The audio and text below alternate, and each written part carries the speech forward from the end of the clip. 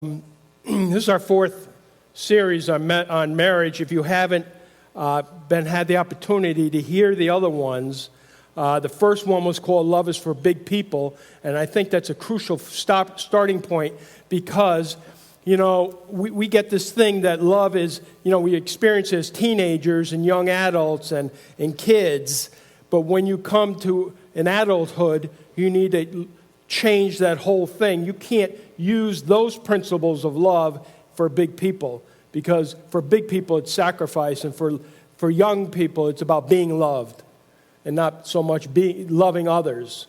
So the first premise we had was that love is for big people. Number two was being one, coming to agreement. If you struggle with being in agreement in your household or never kind of getting to that place, that's series 2, that part 2, be very good for you. Another thing is, last week we talked about what is true intimacy. And we gave 4 points on that. And intimacy comes where the other person, your relationship becomes transparent. Nothing's false about it. No pretense, no walls, no other agenda, but allowing yourself to be known and being a safe person. So this brings us into this week, and we're talking about communication this week. And it's amazing, though, that it's high on people's lists, communication. Maybe that's why they call that the art of communication, right? Like it takes a certain talent or a skill. I think one of the biggest programs out there for speakers is communication, teaching corporate skills of communication. And there's a lot of programs that teach you how to communicate. I think ours is a little different, but it's amazing, isn't it? I think I have a granddaughter now who's going to be 1 next month, and she's beginning to talk, right? So I would say that most of us by age 2, we were talking or trying a couple of words out, right? Well, wouldn't you think by now we get this art of communication down right? I mean, it's kind of shame on us that we still need to be told or taught how to communicate. And it started so many years ago. This is the way you talk. And we have trouble extending those same principles as we get older. People can be heard to say, I can't seem to get my point across to them. Are people listening to me? And that could be very frustrating if you're trying to deliver a message, if you're trying to get out what's on the inside of you to someone else, and it's like hitting a wall. Do you ever have that?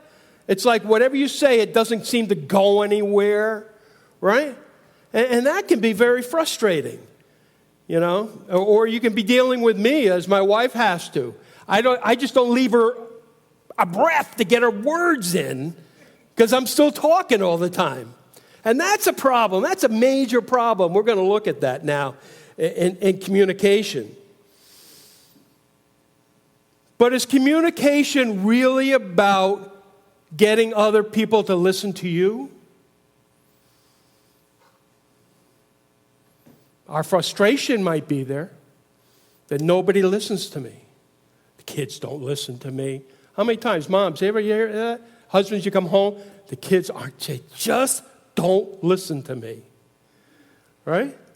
I think it's age old. And this is a continual problem. But is it really about getting other people to listen to you?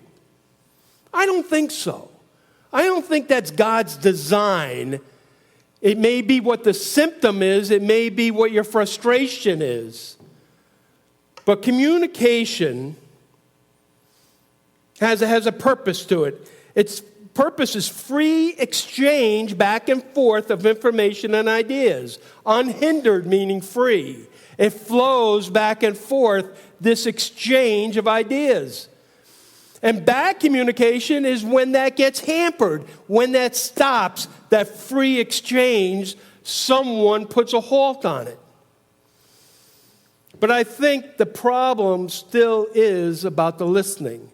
Proverbs 18:13 says this, If one gives an answer before he hears, before he listens, it is his folly and shame. That's a nice way. Folly is a nice way to say fool. You fool. Think about it. We're answering people before we hear all the information, so I would think odds are our response is going to be incomplete or foolish because we're not even talking about the right subject. You ever get caught like that? You're talking about something, they say, the other person says, what are you talking about? I wasn't even saying that. And maybe we might say, oh. Or we might come back with a defense like, oh, no, you were. I know what you were thinking, though, even if you didn't say it. And we end up making fools of ourselves, not because we're speaking, it's because we're not listening to what's going on. And I think communication is 90% listening. Have you ever heard that before? 90% listening. It is said that we can't listen because we are much too busy trying to figure out what our response is to the other person, right? They say we're busy with getting our gun out and loading it while the other person's talking so we can shoot them with all our words, right? And we're just loading up. And this is a problem. And as counselors and everything else, we see it, but don't think my wife and I just don't fall into that trap at times, though. It's an equal opportunity employer, those miscommunications. You notice that sometimes as we're talking, we're rehearsing what we're going to say. You ever do that? And the person's going on and on. You tune them out, okay? And it's somewhere in the back of your mind, but you're rehearsing what you're going to say. You may say it 2 or 3 times in your mind. You ever do that? Right? I have a good point. I have 2 points. I have 3 points. She didn't think of this. I had that. And you're rehearsing it. I want you to know that in the word rehearse is the word hear, H-E-A-R, is in the middle of it. You are constantly hearing yourself, is rehearsing. You're listening to your words and not the other person's words. Isn't that silly? I mean, when you break it down, we're really not trying to communicate. We're trying to win. We're trying to come out and say, this argument, I got it. Don't even think you're going to win. I'm going to take care of this. And we wonder why communication is a big issue in families. We're not good at this because we get in the way. Something is preventing this exchange of words, this free-flowing words that are supposed to be unhindered and comfortably spoke. People don't communicate well because they don't really want to hear what the other person has to say. Isn't that cutting it to the quick? Right? I'm really not interested in what you got to say. Well, that's really going to help communication, isn't it? Right? And if we came out with that and said, I don't even want your opinion, but get ready to listen to my opinion. At the heart of it is, we're really not interested when that argument gets heated up a little bit. We're too busy getting our own viewpoint out on things. Well, part of the problem is, and I begin to see this about listening, is the things that dwell in a person's heart are preventing good communication. It's not your ears. I'm sure most people hear just fine, right? We all have the ability to hear. Maybe not quite. I don't know what the ratio of hearing is, the words, but I'm sure that we talk a lot more than we hear. But we have this ability to hear, and we don't. And what's preventing it, Scripture tells us, maybe not the world doesn't tell us, but it tells us it's a heart issue. It might be the years of resentments that are in your heart that are preventing you from listening. It might be anger. It might be not feeling good about yourself. I wonder why if someone says, I'm not really interested in what you have to say. Not feeling respected or valued. and getting no one to listen to you. Those resentments can be stored up deep in your heart to affect your heart. Luke said it like this: the good person out of the good treasure of his heart produces good, and the evil person out of the evil treasure produces evil. For out of the abundance of the heart, the mouth speaks. So we understand this is a heart problem. It says that out of the abundance, everything that's in your heart, your mouth speaks. But it says there's good treasure. You ever think about treasure? You know those treasure chests, right? And you store all your goods in it, everything that's valuable to you, right? And then you go out on an island. Isn't that the way it's supposed to work? You go to this island, no one's following you, and you draw an X. You bury the treasure, draw an X, and you make a map, right? That's where the treasure is. Then we all brought up like that? We still believe it, right? Somewhere, there's a treasure chest waiting for us. Little leprechauns know where it is, right? Over the rainbow. But we all think about this treasure chest, that there's good in it. Well, Luke's teaching that Jesus' impartation was that there's good treasure and there's bad treasure.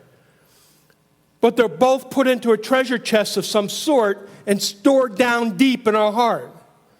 So you can store good things or you can store bad things. But where do they reside? In your heart. For out of the abundance of the heart, the mouth speaks. We don't have a communication problem. We have a heart problem. We have a heart that becomes contaminated with stuff, and when we want to find out what it is, just speak. In the middle of your communication, your heart is throwing up. But if you listen to the words you use and the tone you use, folks, that's the condition of our heart. Maybe we should go to a doctor and say, I got this rottenness in my heart. What can you do about it? And hopefully he sends you to Dr. Jesus, right? To take care of it. But notice that this is hidden. You may not know about it, but the treasure's hidden. It has a little mark on it, little X. And you only dig it up when you're really mad and you want to unpack it, right? Or you really want to minister to someone and you go to the same place. And you get the map out and you say, oh yeah. And you pull it out and you start ministering to someone's soul. Out of whatever the treasure is buried in you. We concentrate much too much on delivering our message. We find this. I guess if you kind of boiled it down a little bit, right? Two things I want to point out. If a person feels that the words they speak are valued by the hearer. So what I'm speaking, if Linda really sits up and listens to them and I feel like she values what I'm about to say, then they will be relaxed and share more from their heart. If Linda's on the front of her seat saying, tell me, hon, what you're thinking, I will then be relaxed and I will bring forth everything that I really want to say. But the second point is, once this newly confident speaker feels valued and safe, they will in turn, at some point, want to hear what the other person has to say because they know they care about them. I'll give it to you smaller. If you listen and care about me, I'm going to feel so good. I want to hear from you because I trust you. Because you already demonstrated your love for me and care for me by listening to me. Does that make sense? Today's message is the 3 C's. So I had to title it, and it's caring, connecting, communication. Caring, connecting, communication. Number 1 is caring. Within communication, we're already pointing out that if you really listen to someone and value them, you're saying, I care about you. You're important to me. I want to know what you have to say. You've heard this before. It says, nobody cares how much you know until they know how much you care. When I looked that up, it was Theodore Roosevelt. I'm sure he stole it from someone else. Nobody cares how much you know, what you got to say, all the information you got. You might be right 100 times. Nobody cares. You get that, husbands? We're fix-it people. We're the ones that say this is the way it's going to be. We're going to do it like this, right? We're steering the ship. I'm the captain. God gave me a big hat. I'm like, we're going to tell you just how it goes. Nobody cares. Your wife doesn't care. She wants to know, do you care about her? Not how much you know. If your authority does not qualify you as a good communicator, because it's all about the heart. Is that a simple message? We should spend 90% of our time saying we care about you rather than fixing a problem. They want to fix a problem, they'll go to Google. But we all need a spouse that cares. I see it like this. A defense security system. Isn't this cool? A defense security system, DSS, okay? You only get static and pushback. You know, static, right? You only get static and pushback until you enter the password of the system, or the security system's not going to open up. Your wife, men, might be that security system you're trying to break. You're trying to talk to her. And all you're going to get from her until that point is and a little speak to the hand and a little pushback, right? And you're like, but I want to get in. I want to tell you. Or your wives, you listen. Husbands are very stunad too, right? You know, they just don't get it. And you're trying to share something with them, and you're getting like, I don't know what you're talking about, right? Or I'm busy or something, and you're getting static. Shh. Well, that's a security system. It doesn't let you in, right? It's defensive. It puts up walls. You got to dial it in. Well, I'll tell you, the password for it is caring, C-A-R-I-N-G. You will not get through to anybody until you show them you care. You're going to get static, you're going to get pushback, you're going to get indifference, but you're never going to get through the defensive system. It's very strong. Until you look in your spouse's eyes and you find the heart that's on the other side of the eyes, and they know you're looking at their heart. And they know you just opened up the door. You put in the passcode. You're looking at their soul, and you want to know what's going on the inside. And you bypass the defensive system, and all of a sudden they know that you know, that you know, that you know, that you just connected with them. That's the defensive system. Listen, would you listen to someone who always perceived themselves as right, or they were perceived as hostile, uncaring towards you? Would you subject yourself to a self-centered agenda? A one-way conversation, they speak, you listen? What kind of person would you like to listen to or talk to? You know, we deal with infidelity.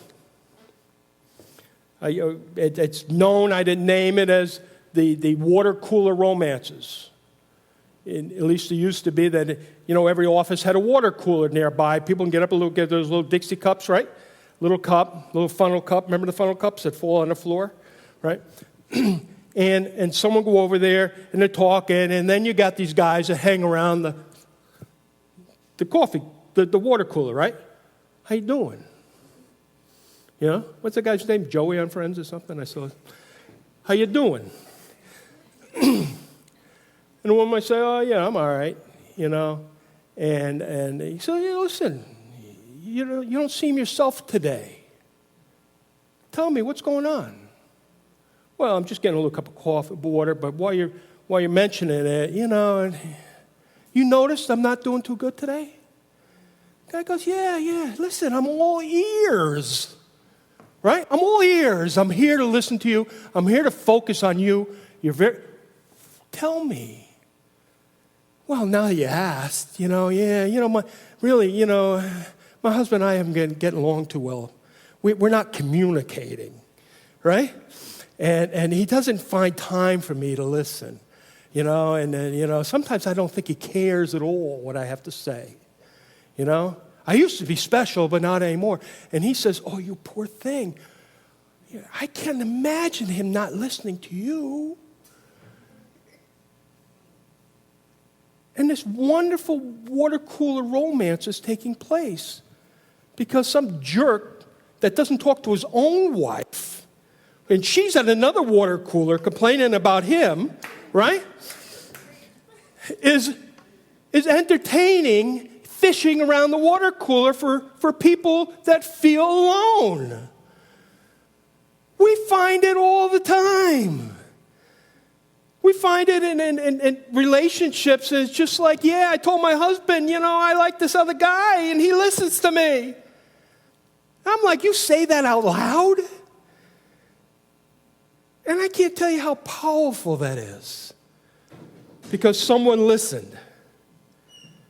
People will gravitate, listen to me, they will gravitate to people with ears to listen. You may come home and say, you still talking to your friend? On the phone, man, you guys talk all day long. She can say, yeah, she listens to me. She's a good friend. Isn't that shameful that we have this problem in marriages where we're not known like that? People know if you care. People know you care if and when you are listening to them with empathy. They will know you care if you do it and when you do it. When you listen to them, empathy is feeling what they're feeling. Like the water cooler guy goes, oh, you poor dear you. How horrible of him. Right? They feel what you feel. They're empathizing. They're giving you feedback. And it seems to be like, wow, they really care about me. When you take the time, and it is effort. Make no bones about it. Listen. It's not arduous. It's not labor, but it does take time. It does take effort to make this work. When you take the time to hear their heart, the hurts, the disappointments, and the joys, and the celebrations, they will know you care about them. I'll let God in on this a little bit here for you from God's point. God's purpose of caring communication is to make Him known. Why would He care so much about us communicating? His agenda is to make Him known. John 13:34-35 says, a new commandment I give you. Jesus said, that you love one another just as I have loved you. You also love one another. By this, all people will know that you are my disciples if you have love for one another. If God is going to be known, we've got to act like Jesus. We've got to communicate like Jesus. People flocked to Jesus. Why? Because He cared. Because He had compassion. And I'm sure He was a great listener. Though I can't quite prove that. But I'll bet you. You see, God wants to make Himself known and identified. They'll say, the way you love, listen, communicate, care, makes me known to the world that you belong to me. It's an identifier. You can talk with God because, why? He cares about us. I was talking to Paul earlier, right? And we were saying, this whole thing of communication is like God. He listens. Did God ever cut you off? Not me. Did He ever step on your words? Right? Did He ever say, no, listen, I got this? Not once has He ever done it to me. I don't know about you. Right? He's never cut me off. He cares about every word I have to say. He waits on them. I am important to God. He listens. He respects my feelings, my viewpoints, even if foolish. He never makes fun of. He never exposes my sin to anybody. or ridicules me in the public. He protects our relationship. He would never cut me off, shut me down, step on my words. I know God cares, so I talk to God. I respond to Him. I tell Him my issue, my stuff. I praise Him. He listens, and I share more with Him. And then when He's ready to speak, I'm ready to listen because He cares about me.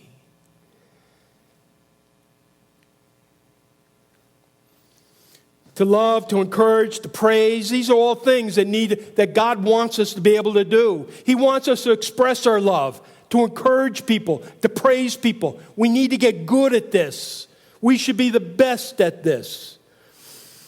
But it must come from a pure heart with no motives, but to care for others.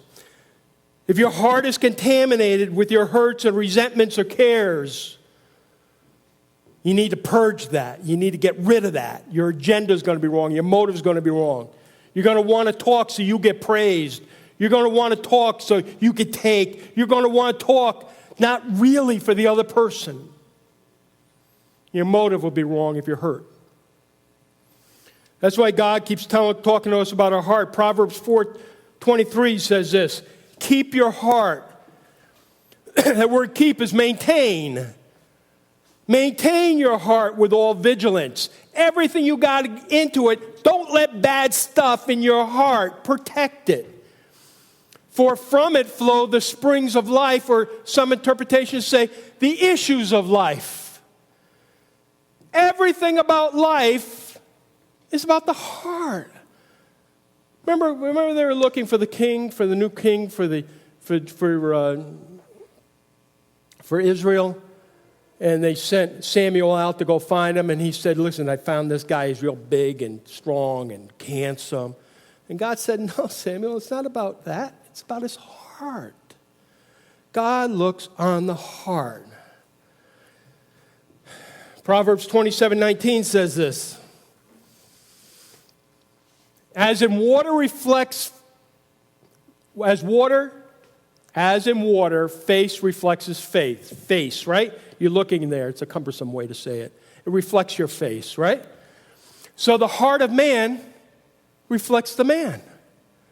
It's the same thing. When you look into a pool of water, you see you. Your heart reflects who you are. The truth still comes out. So caring is the number one thing of communication, caring about other people. If you don't care, who wants to talk to you? Think about it. Connecting is the next thing. Connecting is operating as one. There's no division. It's unity. My wife told me this morning, it's unity, and a little bell went off in my head. It's unity. It's really what we talked about becoming one. It becomes one. When someone cares about you and you reciprocate, you guys all of a sudden make a connection. I look at it like these electrical wires. You know, I'm not real good at electricity. I run away from it.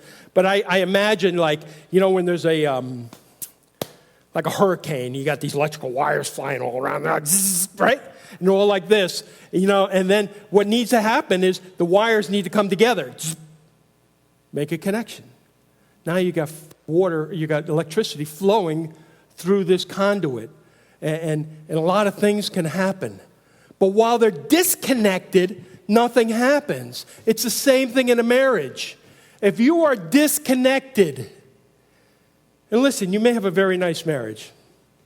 Two passive people, you pass like ships in the night, you don't talk too much, very peaceful, right? Talk about the kids, what's for dinner, you know? And you have this empty feeling on the inside of you like something's missing. But we're okay, you know, we pay the bills on time, we see the grandkids, we do this, we go to the park, you know, we do some activities, but we're not quite, there's just something missing. It's lonely. I can't tell you the amount of people that say, you know, we got a good marriage, but I'm lonely. I feel disconnected. That's very real. You can have 1 million people around you and be lonely.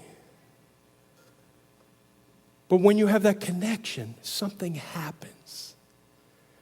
And it happens when your hearts become entwined and connected, and you know that you're for one another.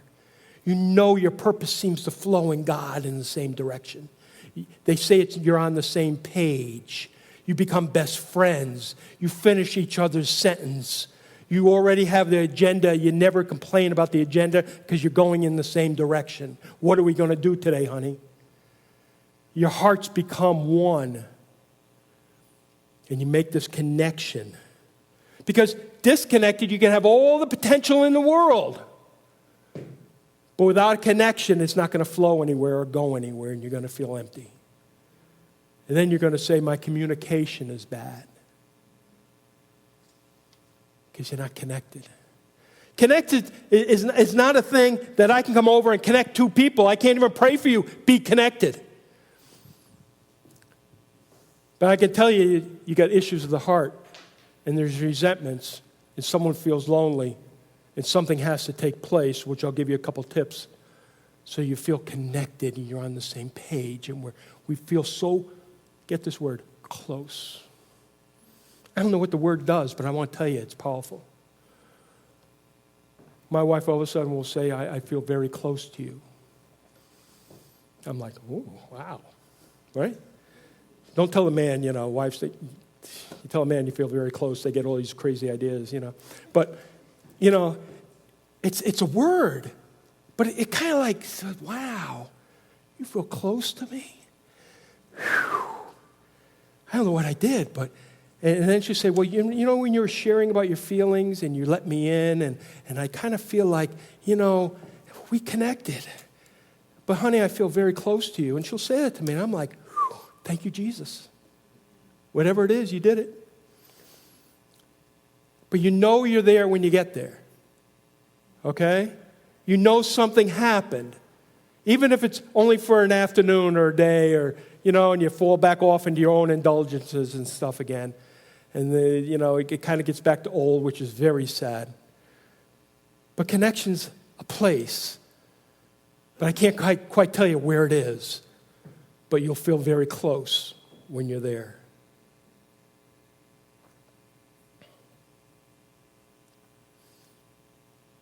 I didn't have any of this in here, so I have to find myself again here.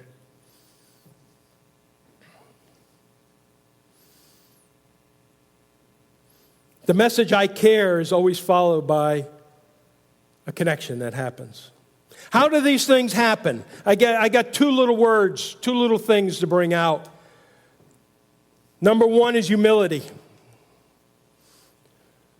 You need to be humble. Two things stop humility. One is pride. I got all the answers. Pride stops communication, ends communication. I have all the answers. I am right. Just do it my way. That's pride. Another one is fear.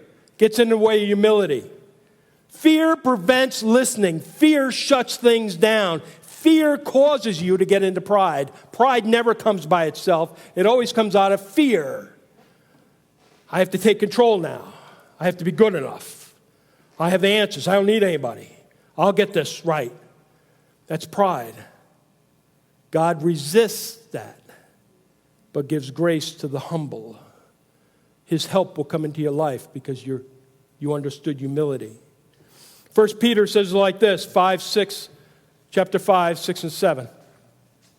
Humble yourselves, therefore, under the mighty hand of God, so that at the proper time he may exalt you, casting all your cares on him because he cares for you. Notice, humble yourselves. Folks, there might be circumstances that humble you, but doesn't mean you're going to become a humble person. You may be humiliated, okay? You may feel bad. Your pride may be wounded. You may be knocked down. People might laugh at you. You think they are. So humility kind of comes in that door, but really, it's like patience. Humble yourself. You have to choose to bow your knee. You have to choose to take a lower position. You can't say, God, humble me. I want to be humble. God, humble me.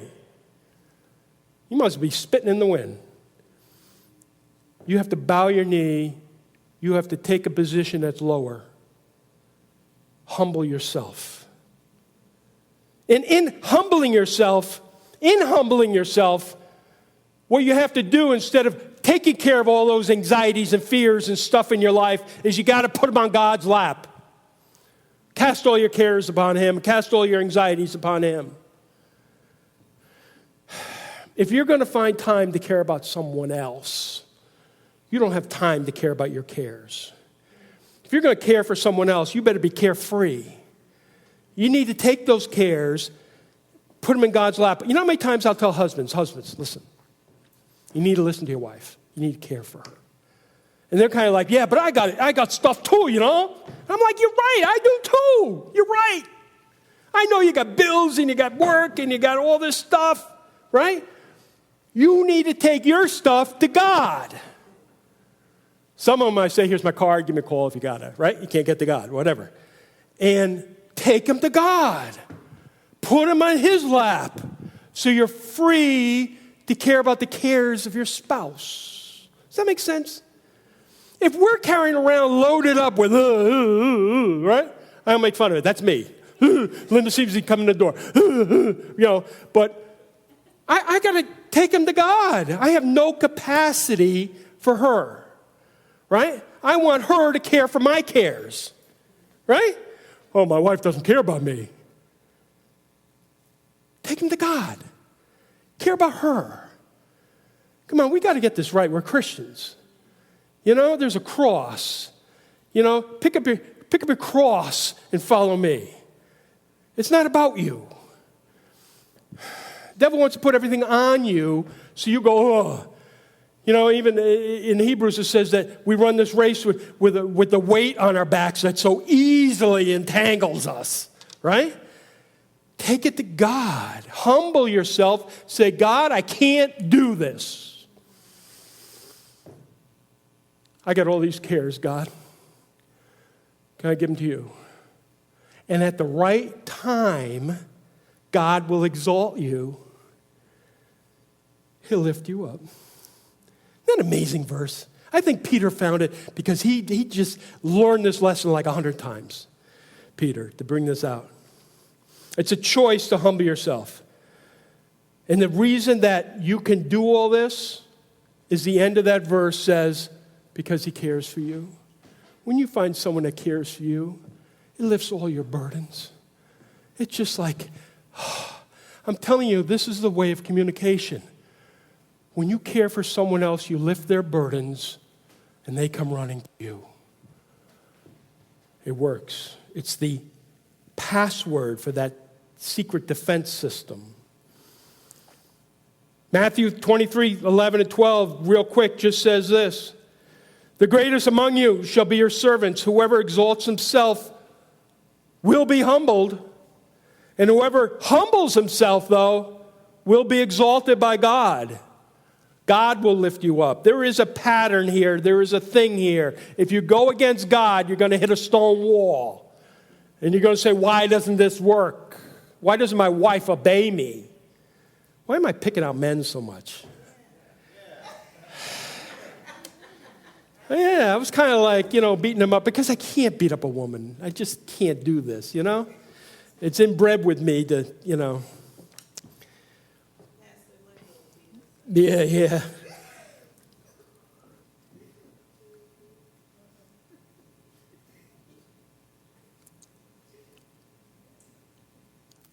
Women, when you like something your husband does, when he makes that little effort, and listen, we're like little boys, we venture out a little bit like this. One, no, will I get caught? Am I going to look foolish? And then we say, honey, let's sit down and talk. I haven't asked you how you're doing in a long time. And they're looking like, are you going to laugh at me? Right? They're venturing out like little boys. Women, I want to tell you a secret. If you like it, reward them. Tell them, I really liked when you asked me about that. Give them a big hug.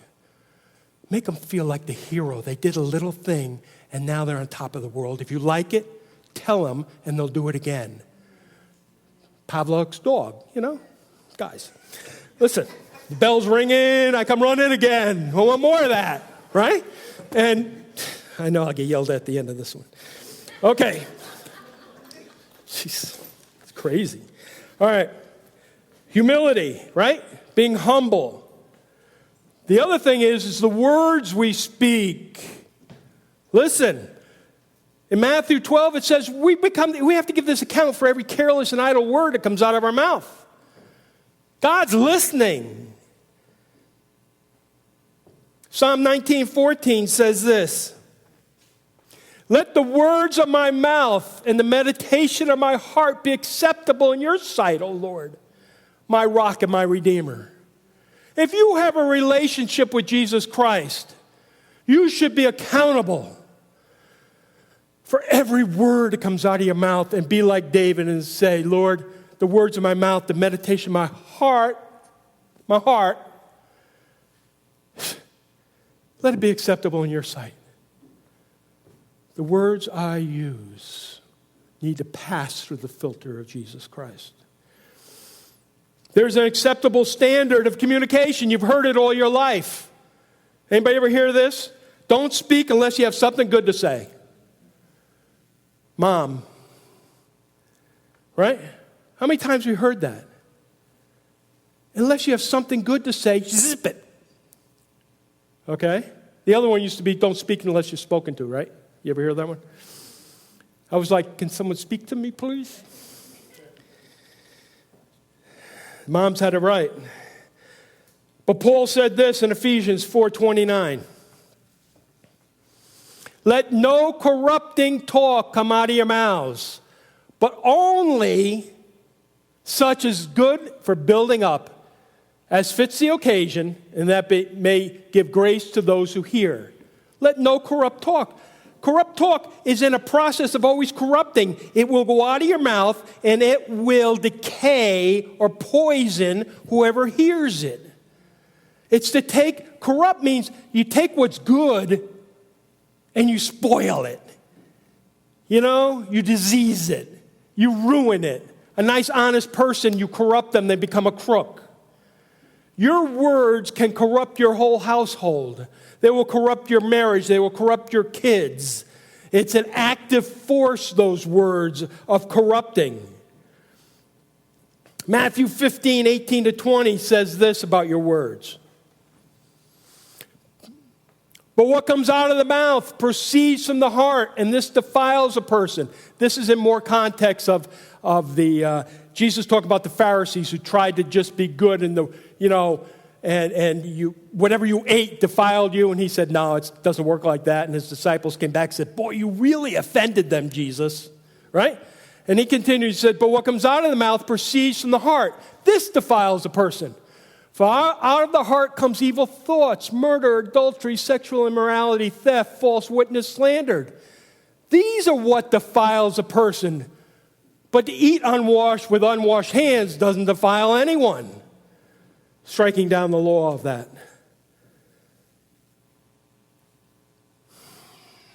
Bitterness defiles us, defiles our heart. We're hurt. We know in Hebrews. The words you speak out of the abundance of your heart will condemn you. And you'll be defiled. You'll be unclean.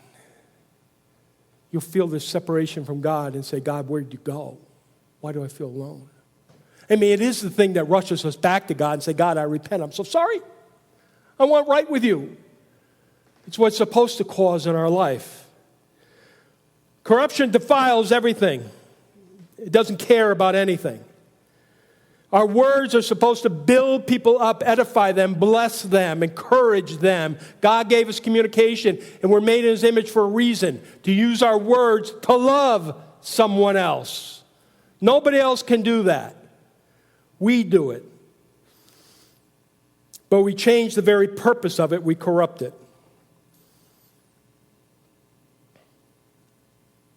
Words can tear down, they can demean, they can judge, they can criticize, you can ruin a person's life. We find bullying and different things, and people take their life because nobody cares. Because nobody's saying, I care about you. There was one who communicated to us from a cross when he was at the lowest point. The biggest disadvantage, he gave a message. He communicated right to our hearts. Said, Father, forgive them. His interest was in us and not him. He made it known to us that we came first, that he preferred us even in agony on the cross. If we're to call ourselves Christians, we need to pick up our cross. We need to be able to love through it. We need to be able to be committed to say, I will not go down that road of the flesh and hate and put that hatred in my heart. If my heart is clean, the words that come out of my mouth will be clean. If my heart is not clean, look out. Listen, we all have this issue. There's no one that doesn't have this issue. Thoughts come. Demonic influence comes. Hatred builds. It can build from your next door neighbor talking to you.